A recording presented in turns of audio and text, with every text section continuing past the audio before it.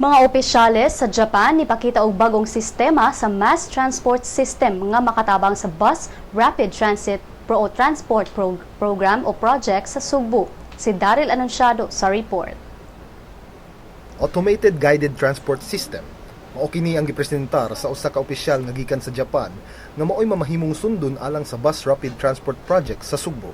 Si Yasuaki Nakamura sa International Technical Cooperation Division sa Yokohama City, Japan, nipresentar sa Automated Guided Transport System atol sa seminar sa urban transport nga giorganisar sa Metro Cebu Development Coordinating Board ug sa Ministry of Land, Infrastructure, Transport and Tourism sa Japan.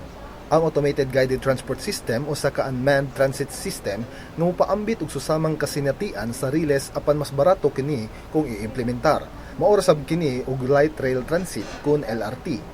Si Metro Cebu Development Coordinating Board Executive Committee Chairperson Gordon Joseph nisugyot nga kinahanglang ikonsiderar ang AGT sa Mega Cebu.